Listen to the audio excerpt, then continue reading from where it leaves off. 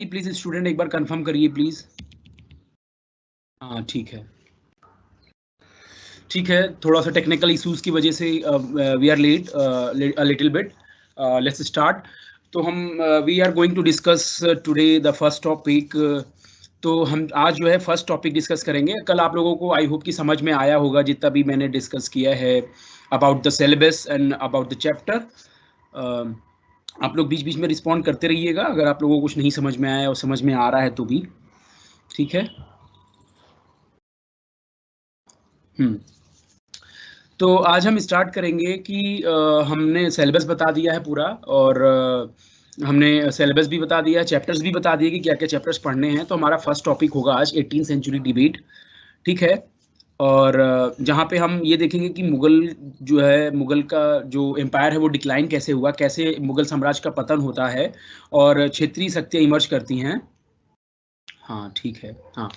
तो क्षेत्रीय शक्तियाँ कैसे इमर्ज कर रही हैं और मुगल का डिक्लाइन कैसे हो रहा है, आज हम ये पढ़ेंगे। तो 18th सेंचुरी डिबेट बेसिकली कुछ रॉकेट साइंस नहीं है इसमें, बस थोड़ा सा ये समझना होता है कि जो हिस्टोरियंस थे, जो पहले के हिस्टोरियंस थे, वो किस तरीके से 18th सेंचुरी के डिक्लाइन को देख रहे थे, और जो 20th सेंचुरी और 21st सेंचुरी के जो हिस्टोरियंस हैं वो कैसे 18th सेंचुरी के डिक्लाइन को देख रहे हैं। तो जो पहले के हिस्टोरियंस थे वो बेसिकली बोलते थे कि मुगल साम्राज्य का पतन हुआ इस वक्त, और जो है डार्क एज था, ऐसा बोलते हैं कुछ हिस्टोरियंस। बट जो नए हिस्टोरियंस आए, सीमा अलवी जैसे हिस्टोरियंस आए, वो उन्होंने बताया कि हम पूरे तरीके से इसको डिक्लाइन में नहीं देख सकते, हम पूरे तरीके से इसको पतन के रूप में नहीं देख सकते हैं। क्यों? क्योंकि अगर मुगल साम्राज्य का कहीं ना कहीं अगर पतन हो रहा था तो क्षेत्रीय शक्तियां भी उभर रही थी। क्षेत्रीय शक्तियां जैसे मराठा हो गए, अवध हो गया, बंगाल हो गया, ठीक है, मद्रास हो गया। तो जब क्षेत्रीय शक्तियां उभर रही थी, और उसी वक्त हम देखते हैं कि जो सेंटर में पावर है, जो केंद्रीय सत्ता जो संभाले हुए है, वो मुगल साम्राज्य होता है। तो what they are going to do is कि उनका पतन हो कैसे रहा है, मतलब ऐसा हो क्या रहा है कि वो अपने सत्ता को संभाल नहीं पा रहे हैं, वो या फिर होल्ड नहीं कर पा रहे हैं उस एम्पायर को, जो कि इतना बड़ा एम्पायर था। मुगल साम्राज्य के बारे में आपने पढ़ा होगा प्रीवियस सेमेस्टर में, या फिर पढ़ेंगे आगे जो भी है।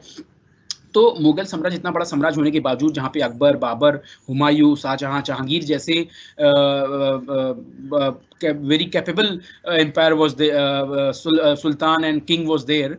तो जब ये लोग वहाँ पे थे तो ऐसा हो क्या रहा है, औरंगजेब के आने के बाद से चीज़ें चेंज होती, क्योंकि औरंगजेब जो है थोड़ा सा ऐसा माना जाता है कि वो कट्टर था अपने धर्म को लेके। इसी वजह से जो है कहीं न कहीं समाज में उसके प्रति वो लगाव नहीं था जो अकबर के लिए था। क्योंकि अकबर को महान इसीलिए बोला जाता है क्योंकि वो हर एक सेक्टर में, हर एक एस्पेक्ट में चीज़ों को सही करने का प्रयास करता रहा है। तो अभी हम देखते हैं कि मुगल साम्राज्य के पतन के बहुत से रीजंस बताए गए हैं कि मुगल साम्राज्य का पतन हो कैसे रहा था। तो कुछ स्टूडेंट्स बोलते हैं कि उनकी इकोनॉमी सिस्टम अच्छी नहीं थी, जो राजस्व वो कलेक्ट कर रहे थे, जो उपजाऊ खेती से वो राजस्व लेते थे, जिसकी वजह से उनका पूरा संचालन होता था, जिसमें सैनिक रखे जाते थे, और जो भी दरबार के और उनके महल के रखरखाव कार्य होते थे, सबका पैसा कहाँ से आता था? जनता से आता था, जो आज टैक्सेशन के रूप में हम देखते हैं। तो आप हिस्ट्री को अगर आज के सिनेरियो से थोड़ा सा मिला के देखेंगे तो काफ़ी कुछ समझ में आ जाएगा। तो समझने के लिए है, हिस्ट्री जो है थोड़ा सा अलग है आज के सिनेरियो से, बस बहुत थोड़ा कुछ मैच करता है। जैसे कि आज टैक्स देते हैं, जो ज़्यादा अर्न करते हैं वो टैक्स देते हैं, बाकी हर एक पर्सन जो है इनडायरेक्ट टैक्स तो देता ही है। तो उस वक्त इनडायरेक्ट टैक्स का वो सिनेरियो नहीं था, बट डायरेक्ट टैक्स था कि आप अगर उपजा रहे हैं, आप खेती कर रहे हैं, तो आपको जो है या तो अनाज के रूप में आपको देना है, जो राजस्व देना है, या फिर आपको पैसे के रूप में देना है। तो उस समय ट्रेड पे भी चुंगी लगते थे, ट्रेड पे कर लगते थे, ठीक है। एक सेकंड में इसको चार्ज पे लगा लूँगी।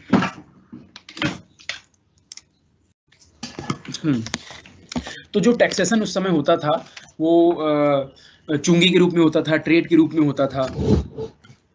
तो ये सब सोर्सेस थे किसके, मुगल साम्राज्य के थे, अर्निंग के। तो वही औरंगजेब का जब शासन खत्म होता है, जब वो मर जाता है, तो जितने भी और आते हैं उनके उत्तराधिकारी आते हैं, वो इतने कैपेबल नहीं होते हैं। ठीक है, फर्रुख सियर है उसमें, बहादुर शाह जफर है।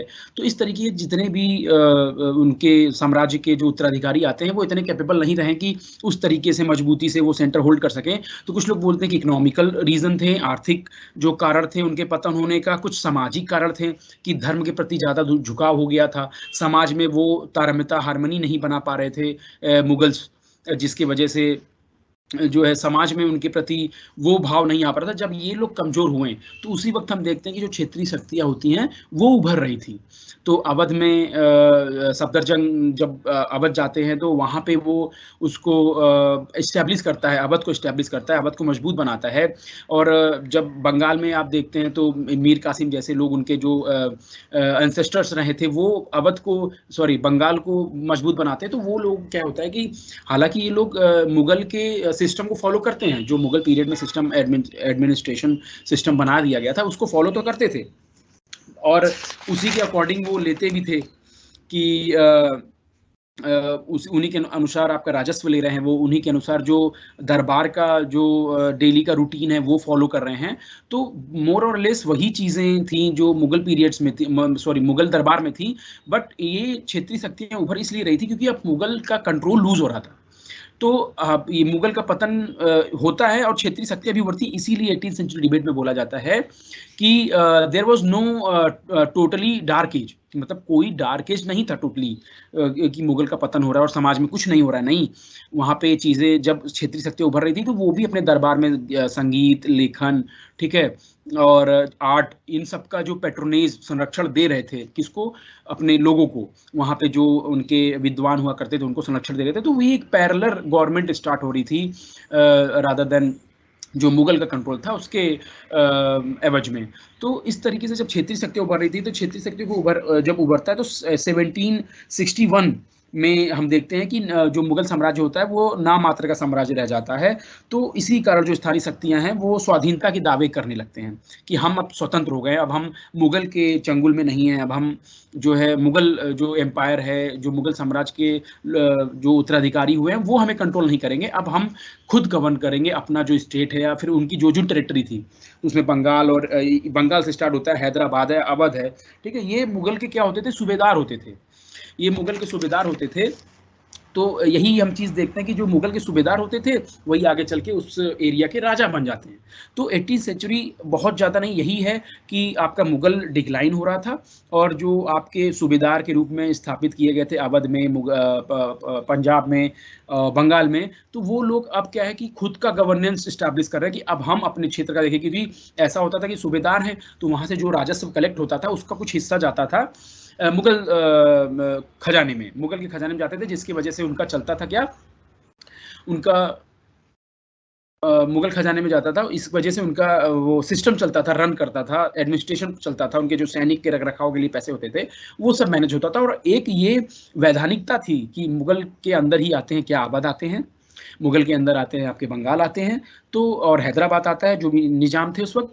तो ये शो करता है आपका कंट्रोल, आपकी लेजिटिमेसी, आपकी वैधानिकता ये शो करती है कि अगर वो जो नीचे के स्टेट है या फिर अगल बगल के आपके स्टेट हैं, अगर वो आपको नजराना या फिर हरजाना या फिर आप कह लो कि जो हिस्सा देते थे, जो भी वो अर्न करते थे, ये लेजिटिमेसी दिखाती है कि आपका अभी भी वर्चस्व कायम है, इसका, मुगलों का।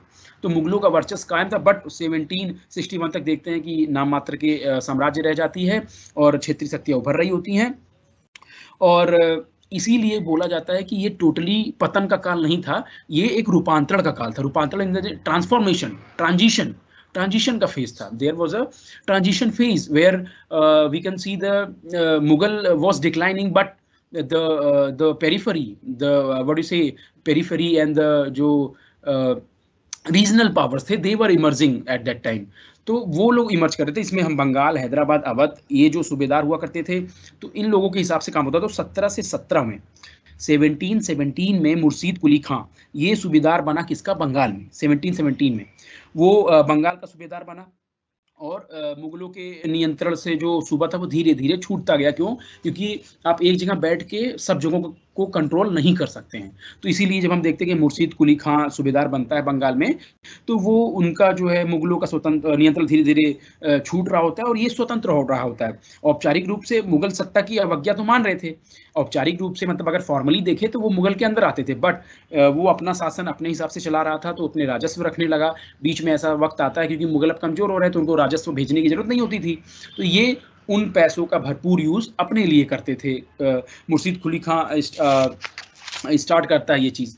तो इसी दौरान देखते हैं कि 1730 के दशक में बंगाल की सरकार बाहर से आरोपित जो शासन थी उससे अधिक बंगाल का वर्चस्व प्राप्त जो है शक्तियों का सहयोग से बनी सरकार नजर आती है। मीन्स ये बोलते हैं हिस्टोरियंस के नाम आप दो एक लोग अगर आप लोग सुन लें और एग्जाम में लिखें तो अच्छा इम्पैक्ट पड़ता है। तो बहुत ज़्यादा नहीं समझ में आ रहा है तो आप लोग कुछ हिस्टोरियन को छोड़ सकते हैं, बट कुछ हिस्टोरियन जिन्होंने अच्छे स्टेटमेंट्स दिए हैं अबाउट द स्टेटमेंट दिए हैं about the our history, about the modern history. So जो फिलिप कैलिकर्स है उनका तर्क होता है कि जो 1730 में हम देखते हैं कि जो बंगाल का सरकार हम मुगल के अधीन देखते थे वो हम देख रहे हैं किसके, अब जो है खुद की शक्तियों से के सहयोग से जो बनी सरकार नजर आती है। अब सुजाउद्दीन जो बेटा है उसका सरफराज जो नाजिम था, उसी ने जो है अली वर्दी खां ने जगत सेठ के बैंकिंग घराना, अब आप देखते हो कि बंगाल में बैंकिंग घराना मतलब आपको हमेशा कोई भी आप का सत्ता हो जाए, बंगाल हो, हैदराबाद हो, आपका अवध हो, सबको चाहिए क्या, पैसा। अगर आपके पास पैसे का कंट्रोल है, राजस्व है आपके पास, पैसे उगाही का साधन है, तो आप बहुत कुछ कंट्रोल कर सकते हैं, क्योंकि आप पैसे से सैनिक को कंट्रोल कर सकते हैं, आप अपने लिए बॉडीगार्ड्स रख सकते हैं, तो आप अपने आप को और पावरफुल कर लेते हैं। और पावरफुल जब आप हो जाते हैं तो आप कहीं भी अधिकार कर सकते हैं। तो यही कर रहे थे कौन, अवध के लोग, बंगाल के लोग और हैदराबाद के लोग। तो इस तरीके से हम देखते हैं कि बंगाल में मराठों का भी हमला होता है, व्यापार छिन्न भिन्न हो जाता है। तो अब बंगाल क्या है, अपने अकॉर्डिंग जो है अलग अलग स्टेट से लड़ाई कर रही है, उनसे चीज़ें जीत रही है, और उनसे लड़ाई करके जो उनकी चीज़ें जीत रही हैं उससे उगाही हो रही है क्या, पैसे की। तो it is all about the money, मतलब राजस्व, टैक्स, ठीक है, जो आप ले रहे हो अगले स्टेट से भी और खुद के स्टेट से भी। हाँ, तो अब क्या होता है कि ये सब तो बंगाल का हो गया। अब हैदराबाद में हम देखते हैं कि 1724 में उनका जो कुलीन था, दरबार का जो कुलीन था, उनके द्वारा हैदराबाद स्थापित किया गया। चिन कुलिच खान जिनका नाम है, ये निजामुल मुल्क आसफ जहां प्रथम की उपाधि इनको दी गई थी, इसीलिए निजाम बोला जाता है। हैदराबाद के निजाम क्यों बोला जाते हैं, क्योंकि जिसने हैदराबाद को स्थापित किया था उसको निजामुल मुल्क आसफ जहां प्रथम का उपाधि दी गई थी, तो इसीलिए निजाम, हैदराबाद के निजाम बोले जाते हैं। तो हैदराबाद आकर जो है उसने जमींदारों को वश में किया, क्योंकि उस सूबेदार तो था ही, मुगल के तरह अपॉइंटेड तो था ही। तो अब क्या हुआ कि हैदराबाद के जमींदारों को वो कंट्रोल करने लगा, हिंदुओं के प्रति जो है सहिष्णुता दिखाई, क्योंकि आप किसी भी नए स्टेट में जाते हैं, अगर वहाँ के आप धर्म को छेड़ेंगे तो आप फिर वहाँ पे टिक नहीं सकते, फिर आपका जो है डिक्लाइन वहाँ पे शुरू हो जाएगा। तो अब क्या होता है कि हैदराबाद में आकर ये निजामुल मुल्क आते हैं, यहाँ पे जमींदारों को जो है कंट्रोल करना चाहते हैं, यहाँ पे जो है जो धर्म, हिंदू धर्म चला था उसमें सहिष्णुता दिखाते हैं, टॉलरेंस दिखाते हैं, और जिनके हाथ में मतलब आर्थिक शक्ति है उनसे वो मेल मिलाप करके रखते हैं। मतलब वो अपना they were trying to establish relationship between the जो बैंकर्स लोग थे एंड जो वहाँ पे जमींदार लोग थे, और जो यहाँ पे हिंदू धर्म के जो बड़े लोग होते थे, जिनके वजह से चीज़ें संभाली जाती थी। अब क्या होता है कि अब धीरे धीरे मुगल बादशाह के नाम पे सिक्के ढालने स्टार्ट कर दिए, ठीक है, जुमा की नमाज खुतबे में नाम आने लगा इनका। तो अब क्या हो रहा है कि धीरे धीरे ये फॉलो कर रहे हैं मुगल के रूल्स को, मुगल के स्टैंडर्ड्स को, मुगल के मानक को ये फॉलो कहाँ कर रहे हैं, हैदराबाद में। तो ये चीज़ें स्टैब्लिश क्या करती हैं कि मुगल का जो अथॉरिटी है, मुगल का जो अधीनता है, वो हैदराबाद में स्टैब्लिश होने लगता है। तो इस तरीके से हैदराबाद में भी शासन होने लगता है। तो इसी केंद्रीय सत्ता के साथ इसको संरक्षित संबंध में समायोजित करने का प्रयास किया गया। संरक्षित मतलब एक आपका संरक्षक है जो सेंटर में है, एक संरक्षित है जो हैदराबाद को संरक्षित कर रहा है। तो संरक्षित संबंध जो बनता है कि वो कौन कंट्रोल कर रहा है, कौन कंट्रोल हो रहा है। तो इस तरीके की सिनेरियो हैदराबाद में भी बन गए और इस तरीके के सिनेरियो आपके बंगाल में बन गए। अब ये जो है अपनी पुरानी प्रशासन तो पूरी तरीके से निकाल नहीं दिया जाएगा। जो मुगल के प्रशासन में इस्तेमाल हो रहे थे सैनिक आपके, उनका जो डेली का रवैया है, उनका जो झरोका दर्शन है, या फिर उनका जो सुनने का मतलब जो दरबार लगते हैं जिसमें जनता अपनी प्रॉब्लम लेके आती है, ये सब चीज़ें चल रही थी। बट काफ़ी कुछ उसमें परिवर्तित कर दिया गया था। क्यों? क्योंकि हैदराबाद अब कंट्रोल में आ गया है निजाम के। ठीक है, तो अब वो कुछ ना कुछ ऐसी चीज़ें या फिर ऐसा स्टैंडर्ड इस्टेब्लिश करेगा खुद के लिए जिसकी वजह से उसको अपना अलग से फ़ायदा हो। तो मालगुजारी, जागीरें, मनसबदारी, ये सब कुलीन वर्ग में कुछ परिवर्तन किए गए। क्यों? क्योंकि पैसा लेना था, राजस्व लेना था for the sake of governance of the Hyderabad. तो हैदराबाद के गवर्नेंस के लिए आपको राजस्व की चीज़ें चाहिए। अब अवध हो गया, हैदराबाद हो गया, बंगाल हो गया, हैदराबाद हो गया। अब अवध पे आते हैं। तो अब क्या होता है 1722 में सादत खां, ठीक है, इसको अवध के सूबेदार बनाया जाता है, अवध का 1722 में। अब अवध में जो उदंड जागीर जमींदार थे उनकी समस्या भी हमेशा बनी हुई थी, क्योंकि अवध में हमेशा देखा है कि हमने जो तालुकदार होते हैं, ये ब्रिटिशर्स के टाइम पे भी हमने देखा है कि जो तालुकदार होते हैं वो उनका कंट्रोल होता है, किस पे होता है कंट्रोल? लैंड्स पे। लैंड्स पे अधिक से अधिक लैंड्स पे, more lands they have acquired, they had acquired at the time, कि उनके पास जब बहुत ज़्यादा लैंड्स था तो जिसकी वजह से वो राजस्व उगा पाते थे, इसीलिए वो धनी थे।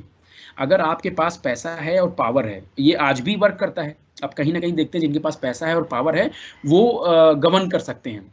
तो हालांकि ये अच्छी चीज़ नहीं है, ये गलत है for the welfare of our society.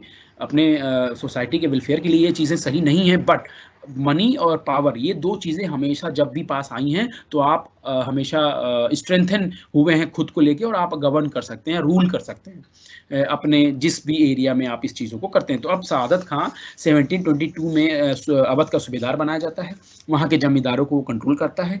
अब एक राजस्व का नया बंदोबस्त बनाता है। हमेशा it is all about the money. मैं हमेशा बोल रहा हूँ, अगर आप कहीं भी रहते हैं, अगर आपको कंट्रोल करना है वो जगह, उस जगह को अपना बनाना है, तो आपका कंट्रोल पहले होना चाहिए मनी के साधन पे, मतलब प्रोडक्शन के साधन पे, मोड ऑफ प्रोडक्शन पे। तो अगर आप मोड ऑफ प्रोडक्शन पे आपका अगर पावर है, अगर आपका अधिकार बन जाता है वहाँ पे, तो आप बहुत हद तक चीज़ों को कंट्रोल कर सकते हैं।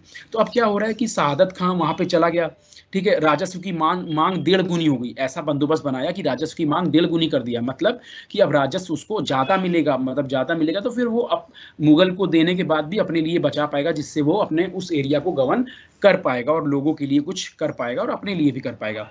तो अब क्या होता है कि 1740 में सादत की मृत्यु जब हो जाती है तो सफदरजंग आता है। सफदरजंग का संघर्ष का सामना करना पड़ा। अब सफदरजंग हॉस्पिटल है, इसी के नाम पे बना है, मतलब सफदरजंग वाला जो एरिया दिल्ली में है, तो यहीं से लोग गए थे वहाँ पे। तो सफदरजंग जो है उसका संघर्ष का सामना करना पड़ा। 1754 में जब उसकी मृत्यु होती है तो उसका पुत्र जो है सुजाउद्दौला, उसको सूबेदार नियुक्त किया जाता है। अभी अवध फ्री नहीं हुआ है, अभी अवध मुगल के कंट्रोल में ही है, ठीक है। 1754 तक हमने पढ़ा ना कि 1761 के बाद हमें दिखता है कि क्षेत्रीय शक्तियाँ उभर रही होती हैं और खुद का गवर्नेंस कर रही होती हैं। तो अभी अवध कंट्रोल से बाहर नहीं हुआ है मुगल के, but they were trying to establish their own administration for their welfare। तो अब क्या होता है कि 1754 में जब सुजाउद्दौला की मृत्यु हो जाती है, अब सुजा ने भी मुगल बादशाह की प्रतीकात्मक सत्ता जो है कभी औपचारिक रूप से अवज्ञा किए बिना, मतलब इंसान ये कह रहा है कि जो मुगल का स्टैंडर्ड्स है उसको तो आप फॉलो कर रहे हैं, मुगल के जो औचित्य बने हुए हैं आपके ऊपर उसको तो आप फॉलो कर रहे हैं, बट उसके साथ साथ आप अपने अवध प्रांत की जो स्वतंत्रता है उसको भी आप धीरे धीरे साथ में ले चल रहे हैं कि एक समय ऐसा आएगा कि जब आप मुगल के वो चीज़ों को छोड़ देंगे और फिर आपका पूरा कंट्रोल अवध पे हो जाएगा। अब दूसरे राज्य में भी, जिसे मुगल साम्राज्य में, मतलब जो मुगल साम्राज्य में अब ये 3 जो मेन स्टेट थे, बंगाल, हैदराबाद, अवध, ये 3 स्टेट ऐसे थे जो मुगल के ही सूबेदार द्वारा एस्टैब्लिश किए गए थे और ये स्वतंत्र हो जाते हैं बाद में। अब क्या होता है कि मुगल में और भी विद्रोह होते हैं। अब पूरे इंडिया में इतने ही तो स्टेट है नहीं, इतने ही तो स्टेट है नहीं कि बस 3 ही स्टेट से पूरा इंडिया बन गया, नहीं, और भी लोग थे, और भी एरिया था, और भी चीज़ थे। तो ये 3 थे जो मुगल के कंट्रोल से बाहर हो जाते हैं धीरे धीरे। ये चीज़ें समझ में आ गई होंगी आप लोगों को। और अब क्या होता है, जो दूसरे राज्य थे जो जिनका मुगल साम्राज्य से विद्रोह होता था, क्योंकि मुगल का भी पूरे लोगों पे कंट्रोल तो था नहीं, कुछ स्टेट पे कंट्रोल था, बाकी लोगों के साथ विद्रोह हुआ करते थे। तो अब जो अलग जो मुगल साम्राज्य को विद्रोह करने वाले नए थे, लोग थे, दूसरे लोग थे, वो अब स्टैब्लिश होंगे धीरे धीरे। तो अब क्या हो रहा है कि मराठा, सिख, जाट, तो मराठे, सिख, जाट ये सब जो है फर्रुखाबाद और रोहिलखंड के जो अफगान और रजवाड़े हैं, ये कुछ लोग जिनके साथ हमेशा से देवर कॉन्फ्लिक्टिंग टू ईच अदर, की मतलब आप जो है मुगलों के साथ कैसे कॉन्फ्लिक्ट हो रहा है उनका बार बार, और मुगल पीरियड से ही आप औरंगजेब के में भी पढ़ेंगे कि जाटों के साथ उनका, अफगानों के साथ उनका विद्रोह हुआ करता था। तो जो 3 स्टेट थे, अवध, हैदराबाद और बंगाल, ये मुगल के कंट्रोल के सूबेदार के कंट्रोल में था, वो धीरे धीरे इमर्ज कर जाती है। देन आप देखते हैं कि जो जिनके साथ उनका विद्रोह हुआ था, जिसमें मराठे हैं, सिख हैं, जाट हैं और फर्रुखाबाद और रुहेलखंड के अफगान हैं, ठीक है, इन लोगों के साथ विद्रोह होता था। अब क्या होता है कि जब मुगल डिक्लाइन कर रहा है, Mughal decline in the sense Mughal कमजोर हो रहा है, मुगल पावर जब कमजोर हो रहा है, तो अब ये लोग भी इमर्ज करेंगे, ये लोग भी उठेंगे, इनका विद्रोह और तगड़ा हो जाएगा, क्योंकि इनका विद्रोह को दबाने के लिए अब मुगलों के पास वो शक्ति नहीं है जो पहले हुआ करती थी। तो अब क्या होता है कि इनमें मराठों से जो है विद्रोह होने लगा। अब क्या हो रहा है कि मराठों की संभावना थी कि मुगल को विस्थापित कर सके, मतलब मुगल को एकदम से छिन्न भिन्न कर सके। तो 1680 में जब शिवाजी की मृत्यु के कुछ ही समय बाद, तो खानदानों की गुटबंदी के कारण मुगलों का जो दक्कन विजय है, वो नीति जो है हमेशा संकट का शिकार रही, कि क्योंकि मराठे भी अलग अलग पार्ट्स में बढ़ गए थे और औरंगजेब तो दक्कन में चला गया था, मुगलों मराठों को खत्म करने की प्रयास कर रहा था, बट उनका गुटबंदी, उनके जो वॉर का तरीका है, उन सब वजह से ये अभी बचे रहे, इनको पूरे तरीके से तहस नहस नहीं किया जा सका था। और यही कारण भी बनता है मराठों के डिक्लाइन का भी, कि जब इनका गुटबंदी अलग अलग हो जाता है, ये होलकर अलग हो जाते हैं और गवरकर अलग हो जाते हैं, तो ये लोग जब अलग अलग जगह स्टैब्लिश हो जाते हैं तो इनके अंदर भी कॉन्फ्लिक्ट हो जाता है, इसीलिए मराठे स्टैब्लिश नहीं हो पाते। वरना हम देखते हैं कि मुगल साम्राज्य की जगह मराठे स्टैब्लिश हुआ करते हैं, हम ये सब देख सकते थे कि मराठे जो है मुगल की जगह सत्ता को काबिज कर लेते, क्योंकि मराठे उतने कैपेबल थे। शिवाजी ने जो लेगेसी बनाई थी वो इतने कैपेबल थे कि वो पूरे इंडिया पे गवर्न कर सकते थे, मीन्स मुगलों की जगह स्थापित हो सकते थे। बट मराठों के अंदर भी जब कॉन्फ्लिक्ट होने लगता है, वो अलग अलग स्टेट को लेके, अपना होलकर अलग हो जाते हैं इंदौर के, और ये लोग अलग हो जाते हैं जब, तब जो है इन लोगों के अंदर भी कॉन्फ्लिक्ट होता है और ये लोग भी आपस में लड़ने लगते हैं। सबसे मेन रीज़न ही रहा है कि अपने जो नेटिव इंडियंस रहे हैं, जो स्थानीय भारतीय रहे हैं, वो अपने पूरे इंडिया पे गवर्न नहीं कर पाए हैं एंशिएंट के बाद से। एंशिएंट के बाद से जब इन्वेड शुरू हो जाता है, जब लोग भारत में घुसना शुरू कर देते हैं, तो उसके बाद से हम देखते हैं कि जो भारत का अपना जो नेटिव पीपल है, मतलब जो नेटिव साम्राज्य रहा है, जो यहाँ के स्वाधीन, जो अपने स्थानीय रहे हैं राजा महाराजा, ये लोग पूरे भारत पे कंट्रोल नहीं कर पाते। क्यों? क्योंकि ये छोटे छोटे क्षेत्र को लेके ही लड़ते रहे हैं। यही रीजन बनता है ब्रिटिशर्स के भी इस्टेब्लिश होने का, तो अभी आप लोग आगे पढ़ेंगे। तो इस तरीके से हम देखते हैं कि मराठे में जो है बालाजी विश्वनाथ की सहायता से साहू जी विजय रहा कुछ कुछ जगहों पे, ठीक है, पेशवा बालाजी विश्वनाथ आते हैं।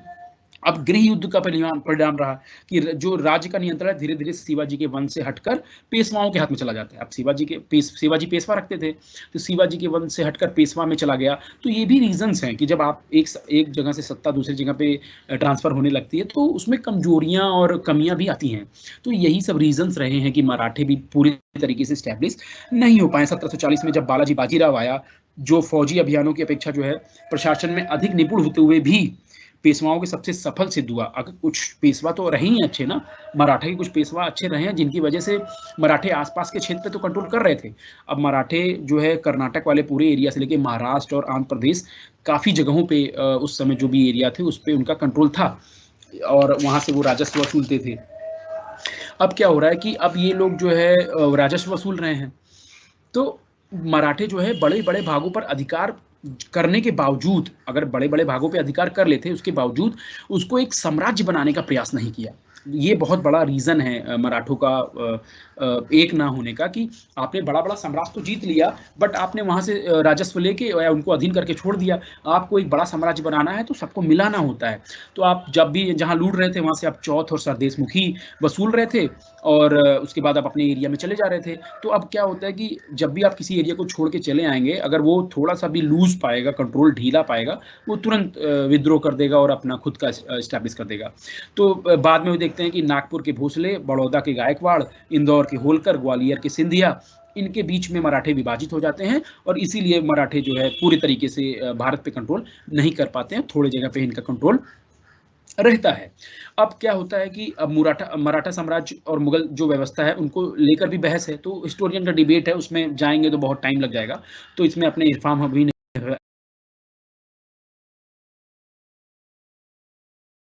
हबीब है, आंद्रे विंक है, ये लोग डिबेट करते हैं मुगल पीरियड्स को लेके कि मराठा और मुगल के बीच में जो कॉन्फ्लिक्ट हुआ, किस वजह से मराठा मुगलों पे काबिज नहीं हो पाए, मुगलों को पूरे तरीके से नहीं हरा पाए। ये डिबेट्स होते हैं, तो आप लोग उसको पढ़िएगा बुक में। अब सिख आते हैं। अब सिख का जो है वो मुगल साम्राज्य जितना पुराना है उतना सिख भी पुराना है, क्योंकि गुरु नानक से स्टार्ट हो जाता है। जब बाबर आता है उन्हीं के समकालीन थे ये गुरु नानक जी, तो उनका भी इतिहास सिखों का भी उसी समय से स्टार्ट है। तो गुरु गोविंद सिंह जब 1699 उन्होंने एक महत्वपूर्ण कदम उठाया कि खालसा पंथ की स्थापना की। गुरु गोविंद सिंह ने 1699 खालसा पंथ की स्थापना की और सैनिक संगठन बनाया। मतलब मराठे भी अब सिख भी अब चाहते हैं कि कुछ एरिया पे उनका कंट्रोल हो और वो अपने लोगों को गवर्न कर सके। क्यों बाहर के लोग गवर्न करें? जब भी इंसान कोई गवर्न करता है, देखो स्टेट में सीएम्स इसीलिए होते हैं कि सिर्फ प्रधानमंत्री गवर्न करेगा तो कुछ स्टेट के लोगों को अच्छा नहीं लगेगा, क्योंकि लोग चाहते हैं कि हमको हमारे लोग ही गवर्न करें या फिर हमारे लोग ही रिप्रेजेंट करें, हमको हमारी प्रतिनिधि हमारे लोग करें। इसीलिए सीएम स्टेट में होता है कि वो अपने सीएम उसी स्टेट का होता है, किसी बाहर के स्टेट का सीएम तो बनता नहीं है। तो जब सीएम जो है उसी, आप लोग को मेरी आवाज आ रही है ना? आवाज आ रही है ना? एक बार प्लीज। हाँ ठीक है, आवाज आ रही है। तो अब क्या हो रहा है कि सिख भी मतलब लोग क्या चाहते हैं कि हम जिस एरिया में हैं या फिर हमारे लोग हैं वही हमें रिप्रेजेंट करें, वही हमें गवर्न करें। बाहर के लोग गवर्न करेंगे तो हम उतना अच्छा लाइफ नहीं जी पाएंगे जितने हम अपने लोगों के गवर्न करने पे जिएंगे। तो अब क्या होता है, सिख में गुरु गोविंद सिंह ने खालसा पंथ की स्थापना कर दी 1699 में, और इन्होंने सैनिक संगठन बना लिया। अब जो है सिख विद्रोह जाट विद्रोह का ही था रूप। जाट जो होते हैं सिख में ही होते हैं। तो जाट विद्रोह जब औरंगजेब के साथ होता है उस वक्त बहुत सी लड़ाइयाँ होती हैं उस तरफ, पंजाब के एरिया में, अपना पूरा हरियाणा पंजाब वाला एरिया। अब सिखों में जो जाट किसान थे उनका बड़ा वर्चस्व होता था। अब किसान का वर्चस्व होता था क्योंकि पंजाब उपजाऊ जमीन पंजाब में, अब वहाँ से ज़्यादा खेती हो रही है, ज़्यादा प्रोडक्शंस हो रहे हैं। जब ज़्यादा प्रोडक्शंस हो रहे हैं तो आपके पास अधिशेष, सरप्लस जिसे बोलते हैं, वो आपके पास ज़्यादा है। तो जब आपके पास सरप्लस ज़्यादा है तो आप चीज़ें कंट्रोल करते हो। मैंने हमेशा बताया, मनी और पावर, अगर ये दो चीज़ आपके पास है तो आप बहुत कुछ चीज़ों पे कंट्रोल कर सकते हैं। तो वही चीज़ हो रहा था कि वहाँ के जो किसान जाट किसान थे, उनका कंट्रोल अपने एरिया में हो रहा था और इधर कॉन्फ्लिक्ट हुआ किससे? मुगलों से। अब 1798 में रणजीत सिंह जो है वो सिखों का एक प्रमुख सरदार के रूप में बना और उन्होंने जो है लाहौर को जीता। अब धीरे धीरे ये भी छोटे छोटे एरिया पे कब्जा कर रहे हैं। अब जैसे ही आगे पढ़ेंगे तो उधर से मुगल भी आ जाएंगे, दिल्ली वाले, तो वो भी दोनों में कॉन्फ्लिक्ट होगा, कौन किससे जीतता है ये फिर आगे पता चलेगा आपको। तो अब 1809 तक जो है पंजाब में 5 दोआब में बड़े बड़े क्षेत्र पर अपना अधिकार हो जाता है पंजाब का। मतलब पंजाब अब वेल स्टैब्लिश स्टेट बन गया है। अब इनका कॉन्फ्लिक्ट होता है मराठों से। अब जो है सिख जो शासकों का प्रशासन उस समय स्थापित हुआ तो मराठा प्रशासन व्यवस्था की तरह मुगल व्यवस्था और स्थानीय परंपराओं का एक मिश्रण था। मीन्स अगर आप कोई नए लोग हैं, जैसे सिख लोग जो है बीच में स्टार्ट करते हैं, तो अगल बगल में जो शासन हो रहा है आपके राज्य में, आप वहीं से लेते हैं चीज़ें, आप वहाँ से चीज़ें लेते हैं, आप वहाँ से चीज़ों को कंट्रोल करना स्टार्ट करते हैं। तो वो चीज़ें वहीं एडमिनिस्ट्रेशन से सीख के वो आप जो है करना स्टार्ट कर देते हैं। अब राजपूत जो हैं, इनमें राजपूत का भी राज्य आ जाता है। अब सिख का हो गया और मराठों का हो गया। अब राजपूत राज्य जो राजस्थान वाले एरिया में थे वो भी मर्ज करेंगे, उनके साथ भी कंट्रोल होगा। जब जब एक बात हमेशा याद रखिएगा, जब जब सेंट्रल पावर का कंट्रोल लूज हुआ है और क्षत्रिय सत्ताएं इमर्ज हुई हैं, चाहे आप एंशिएंट हिस्ट्री में देख लें, आप मेडिवल में देख लें, आप मॉडर्न में देख लें, हमेशा से यही हुआ है। जब भी केंद्रीय सत्ता लूज हुई है, केंद्रीय सत्ता कमजोर हुई है, तो क्षेत्रीय शक्तियां जो पेरिफेरल और रीजनल पावर्स हैं वो इमर्ज की हैं, उनका जो है विकास हुआ है, उनका जो अस्तित्व आया है। अब क्या होता है, राजपूत राज, मैसूर और त्रावणकोर, ये 3 लोग जो अलग अलग अपने अपने जगह पे स्टैब्लिश थे, वो भी धीरे धीरे इमर्ज कर रहे हैं, क्योंकि उनको भी अब खौफ नहीं है मुगलों का कि वो आके हमें कंट्रोल करेंगे। तो इस तरीके से हम देखते हैं कि राजपूत राज्य भी जो उसमें मारवाड़ है, मेवाड़ है, इनके भी राजा जो हैं धीरे धीरे अपने आप को स्वतंत्र घोषित कर दे रहे हैं कि हम मुगलों के अधीन नहीं है। क्योंकि औरंगजेब तक हम देखते हैं कि मैक्सिमम जो है राजपूत राजा मुगलों के अधीनता स्वीकार कर लेते हैं, उनको राजस्व, नजराना और गिफ्ट वगैरह देते रहते हैं कि आप हम पे कृपा बनाए रखें और हमारे क्षेत्र को लूटे नहीं। तो अब देखते हैं कि जब जो मुगल है वो कमजोर हो गया है, तो अब राजपूत भी अपने आप को स्वतंत्र कर रहे हैं। तो मेवाड़, मारवाड़, ये सब राजा भी जो है अपने आप को स्वतंत्र घोषित कर रहे हैं कि अब हम मुगल को नहीं मानेंगे, मुगल की अधीनता, we are not in the control of Mughal power, तो हम मुगल के पावर के कंट्रोल में नहीं है, तो अब हम अपनी स्वतंत्रता बना रहे हैं, अब हम अपने लोगों को अपनी तरीके से गवर्न करेंगे, उसमें मुगलों का कोई रोल नहीं होगा। इसी तरीके से मैसूर भी होता है, तो ये मैसूर जो विजयनगर का एक प्रांत था, जो विजयनगर इस्टेब्लिश होता है उसका एक प्रांत था। 1761 में वो जो है मैसूर की बागडोर जो है हैदर अली लेता है, तो हैदर अली का भी एक रोल है, हैदर अली पूरा गवर्न करने लगता है। हालांकि मैसूर का अपना एक अलग से पूरा स्टेट डेवलप हो जाता है, और मैसूर काफ़ी मॉडर्न स्टेट था उस वक्त, जो जिनका जो राजदूत है उनका लेन देन फ्रांस और अदर वेस्टर्न कंट्रीज़ के साथ होता है, तो वो एक थोड़ा मॉडर्न सैनिक, मॉडर्न जो अपना मिलिट्री सिस्टम है उसको बनाते हैं, और जो अपने राजदूतों को भेज के वहाँ से चीज़ों को सीखते हैं, और उनका मेल मिलाप वहाँ चलता है। तो ये लोग भी फ्री हो गए हैं, ये लोग भी सीख लिए हैं। अब इसी तरीके से त्रावणकोर है, इनका भी जो है औपचारिक रूप से मुगल व्यवस्था का अंग तो नहीं थे ये, बट इन्होंने भी अपने आप को सुव्यवस्थित किया, और मुगल परंपरा से जो चीज़ें फेमस थी वो चीज़ें लिया, क्योंकि आप केंद्र में कोई भी चीज़ें हैं, अब उनके जो परंपरा या फिर जो उनकी प्रशासनिक व्यवस्था है उसमें जो फेमस चीज़ें, फेमस इन द सेंस कि जिससे आपका काम हो रहा है, जिससे आपको ये लगता है कि ये चीज़ें ज़्यादा से ज़्यादा लोगों को, अब मैक्सिमम प्रजा को खुश रख पा रही है, तो वो चीज़ें ये लोग भी अडॉप्ट करते हैं। तो त्रावणकोर भी अपने आप को अडॉप्ट किया, फिर जब केंद्रीय जो सत्ता है कमजोर पड़ने लगा, तो त्रावणकोर भी स्वतंत्र हो गया और अपने आप को स्टैब्लिश कर लिया। अब जो है इस सतीश चंद्रा इसमें बोलते हैं कि व्यापार की जो जीवन शक्ति है वो आंतरिक और बाह्य दोनों प्रकार के व्यापार। अच्छा, साउथ में जितने भी रहे मैसूर और त्रावणकोर, ये सब व्यापार पे ज़्यादा इनका फोकस होता था, क्योंकि मसालों का व्यापार होता ही था, और मसालों का व्यापार होता था वेस्टर्न कंट्रीज से और इधर साउथ ईस्ट एशिया में जो भी कंट्रीज थे उनसे, तो व्यापार से ये ज़्यादा धन कमाते थे। तो इसीलिए व्यापार का हमेशा संबंध दिखाते हैं कि व्यापार एक जीवन शक्ति के रूप में निकली, कि व्यापार आपके एक आपका होता है ना, कोई भी चीज़ आपका एक मजबूत चीज़ होता है।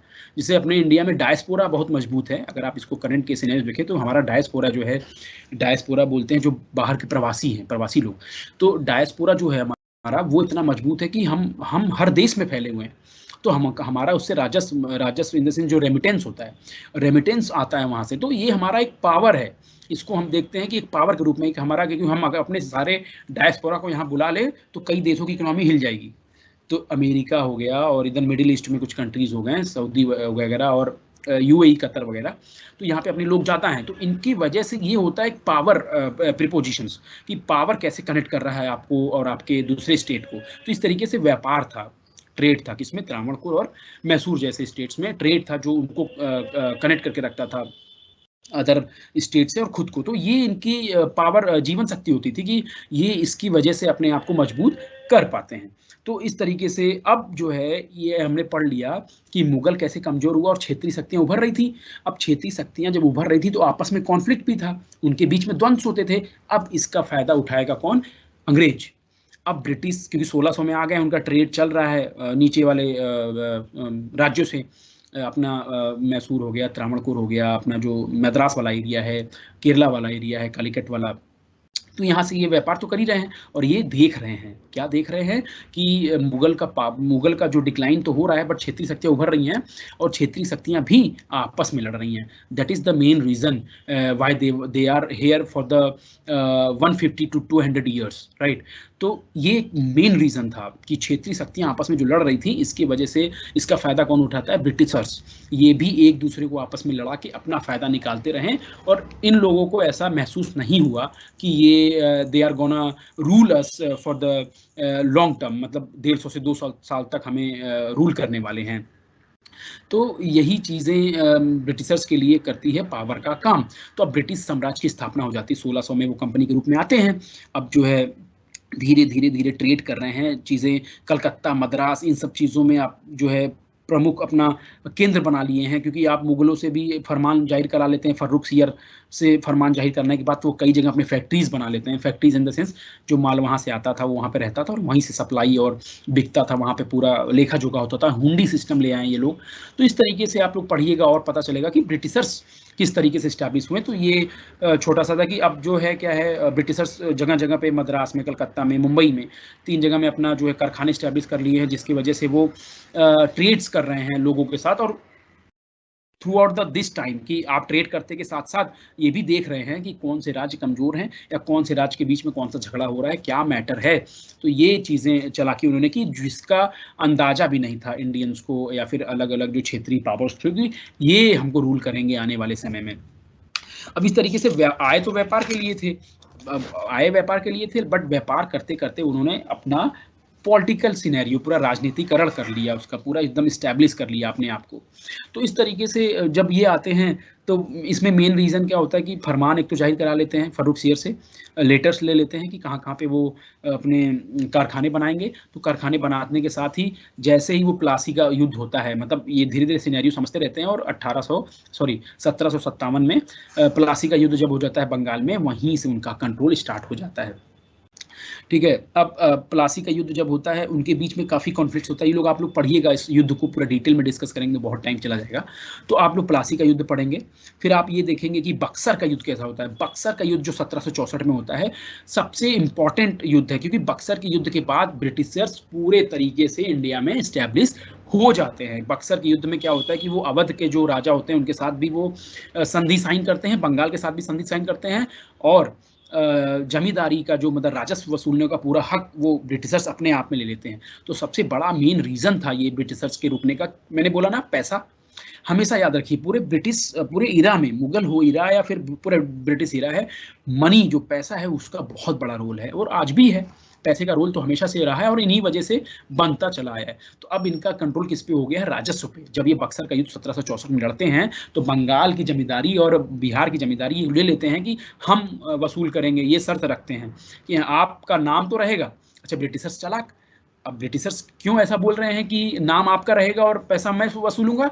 क्योंकि एट दैट टाइम जब आप पूरी तरीके से हावी हो जाओगे तो यहाँ की जनता विद्रोह कर देती, वो एक्सेप्ट ही नहीं करती ना ब्रिटिशर्स को। ब्रिटिशर्स को एक तो लैंग्वेज की प्रॉब्लम, उनको गांव के लोगों को ना समझ में आए, गांव के लोगों को ब्रिटिशर्स ना समझ में आए, तो इसीलिए वो अपने मीडिएटर रखते थे। इसीलिए उनको प्रशासन जब करना चाहा उन्होंने, तो मीडिएटर्स रखने लगे। तो ब्रिटिशर्स ने 1857 तक, जब तक विद्रोह नहीं होता है तब तक हमारा मुगल पीरियड ही है। मुगल के जो राजा होते गए नाम मात्र के, वही नाम रहा पूरे भारत में कि मुगल साम्राज्य के अंदर है, बट जमींदारी से जो पैसा निकलता है उसमें हिस्सा लेने लगा कौन? ब्रिटिशर्स। यही चालाकी थी उनकी। नाम का शासन था वो मुगलों का था, बट जो वास्तविक शासन था, जिसका कंट्रोल था, वो ब्रिटिशर्स का था। ब्रिटिशर्स ने पैसे का कंट्रोल ले लिया और बाकी एडमिनिस्ट्रेशन का कंट्रोल दे दिया कि आप लोग संभालिए। अब पैसा जब आने लगा, धीरे धीरे ट्रेड हो ही रहा है और यहाँ के लोगों से एक्सप्लॉइट किया जा रहा है पैसा। अब ब्रिटिशर्स का दिमाग घूमता है, ये पैसा वहाँ पे ब्रिटेन भी जा रहा है, वहाँ पार्लियामेंट में भी हिस्से बन रहे हैं ब्रिटिशर्स के पैसों का। तो अब क्या होता है कि वो लोग जब ये व्यापार में खूब धांधली होने लगती है और व्यापारी जो ब्रिटिशर्स व्यापारी हैं वो एकाधिकार बनाने लगते हैं, तब वो एक्ट आता है। सबसे पहला आता है रेगुलेशन एक्ट 1761 में, 1771 में आता है रेगुलेशन एक्ट। तो जब रेगुलेशन एक्ट आता है, वहाँ से ब्रिटिशर्स पे कंट्रोल करना, ट्रेडर्स पे कंट्रोल करना स्टार्ट करते हैं। वहाँ का पार्लियामेंट, जो ब्रिटेन का पार्लियामेंट होता है, वो कंट्रोल करना स्टार्ट करता है किसको? ट्रेडर्स को। यहाँ के जो ब्रिटेन के जो व्यापारी थे यहाँ पे आते थे, क्योंकि ये बहुत ज़्यादा करप्शन करने लगे थे, इतना करप्शन करने लगे थे कि मैक्सिमम पैसा अपने पास रखते थे, थोड़ा सा पैसा वो, क्योंकि एक्सप्लॉइट कर रहे हैं इंडिया में, और पार्लियामेंट के लोग तो आके देखेंगे नहीं कितना एक्सप्लॉइट कर रहे हो आप। तो जितना एक्सप्लॉइट करते थे मैक्सिमम हिस्सा अपने पास रखते थे, थोड़ा हिस्सा वो पार्लियामेंट भेजते थे कि आप लोग भी खुश रहें और हमें यहाँ पे ट्रेड करने दें, क्योंकि जब रानी एलिजाबेथ का वो फरमान मिलता है तभी तो ये यहाँ पे आके ट्रेड करते हैं। तो ये सब सिनेरियो है। यहाँ तक आप लोग समझ लीजिए कि 1764 का जब बक्सर युद्ध हो जाता है, तब ब्रिटिश अपने आप को स्टैब्लिश करने लगते हैं और जमींदारी पे हक उनका हो जाता है और पैसे वसूल रहे होते हैं। अब आगे आप लोग पढ़ोगे कि ब्रिटिश साम्राज्य कैसे स्थापित होता है। अभी तक तो उनको कंट्रोल मिल गया, बक्सर का युद्ध हुआ, उसके बाद स्टैब्लिशमेंट स्टार्ट होगा। अब ये धीरे धीरे अलग अलग राज्य पे स्थापित करेंगे अपने आप को, अलग अलग राज्य पे लड़ाई करेंगे और उनको हरा के अपने अपने जो लोग हैं उनको वहाँ उनके दरबार में भेजेंगे देखने के लिए कि आप एक लोगों को भेजिए जहाँ पे वो पूरी इन्फॉर्मेशन मुझे देते रहे। तो हम नेक्स्ट डे ये पढ़ेंगे कि अब ब्रिटिश साम्राज्य कैसे स्थापित होता है। अभी आपने मुगल साम्राज्य का डिक्लाइन पढ़ लिया कि पतन कैसे हुआ और क्षेत्रीय शक्तियाँ कैसे उभरी, ये सब आप लोग और अच्छे से पढ़िएगा, बुक में और अच्छे समझ में आएगा। और क्षेत्रीय शक्तियाँ कौन कौन सी थी, जो किस तरीके से उभरी, ये चीज़ें समझ में आया। और इन्हीं क्षेत्रीय शक्तियों के कॉन्फ्लिक्ट की वजह से ब्रिटिशर्स हावी हुए, वो ट्रेड करने आए थे और कैसे वो बक्सर के युद्ध के बाद कंट्रोल कर लेते हैं। और अभी तक जितना समय बताया है उसमें कुछ भी डाउट हो तो आप लोग पूछ सकते हैं। अब जो 5 से 6 मिनट बचा है वो आप लोगों के लिए है, जो भी आप लोगों को क्वेश्चन पूछना है, समझना है इस चैप्टर में नहीं समझ में आया, और आप लोग पढ़ के आएंगे तो ज़्यादा समझ में आएगा, क्योंकि हमारे पास क्लासेस कम है तो पूरा डिटेल्स में तो समझाने का मौका नहीं है। आपको एक ओवरव्यू दिया जाएगा जिसको आपको पढ़ना है। तो मैंने बताया था सबसे ईजी बुक विपिन चंद्रा है, विपिन चंद्रा का एनसीईआरटी भी ले सकते हैं, या फिर उसका बुक आता है मॉडर्न इंडियन हिस्ट्री, आधुनिक भारत का इतिहास, वो ले सकते हैं। वो पढ़िए आप, बहुत ईजी है, पूरा एकदम समझ में आ जाएगा आप लोगों को, और उसको पढ़ के आके क्लास सुनेंगे तो और अच्छे से कनेक्ट होगा। ठीक है, this is all from my side and now it's your turn कि आप लोग कुछ पूछना है तो आप लोग बोलिए, आप पूछ सकते हैं। मैं अब चैट देखता हूँ। अगर व्हाट्सएप ग्रुप का बात है तो आप लोग अपने ऑफिस एडमिनिस्ट्रेशन अपने जाके पूछिए, अगर व्हाट्सएप ग्रुप बनाना है तो आप फिर मेरे से नंबर लेके आप वहाँ पे जो है कर सकते हैं, इस्टेब्लिश कर सकते हैं, मतलब बना सकते हैं ग्रुप।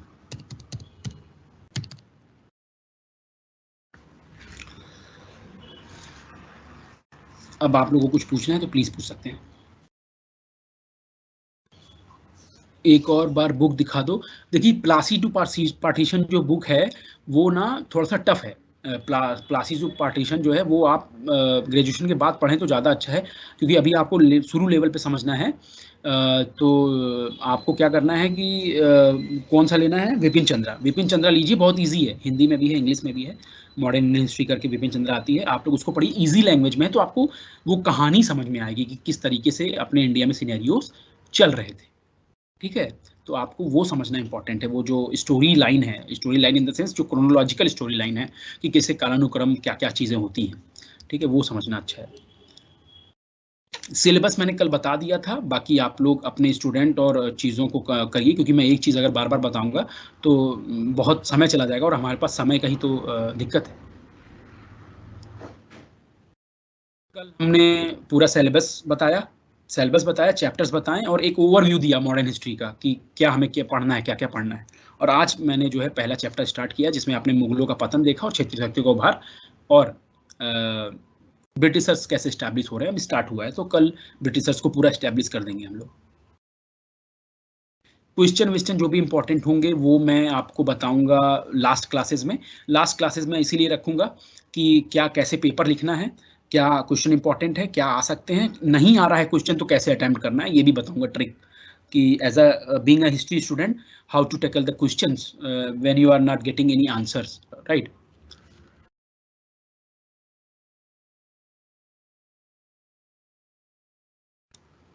इंपॉर्टेंट क्वेश्चन उसी दिन बताएंगे करीना जी। जो इंपॉर्टेंट क्वेश्चन है वो मैं बताऊंगा लास्ट डे, क्योंकि लास्ट डे जब बताएंगे तो एग्जाम नजदीक होगा, तो आप लोग उसी अकॉर्डिंग तैयारी कर सकते हैं।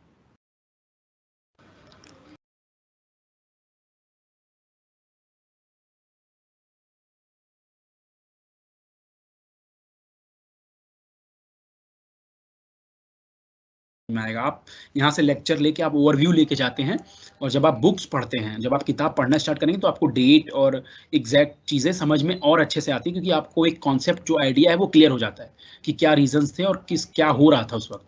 तो आप प्लीज़ बुक पढ़िए, बुक बिना पढ़े आपको समझ में नहीं आएगा। ठीक है, अब आप लोग लीव कर सकते हैं।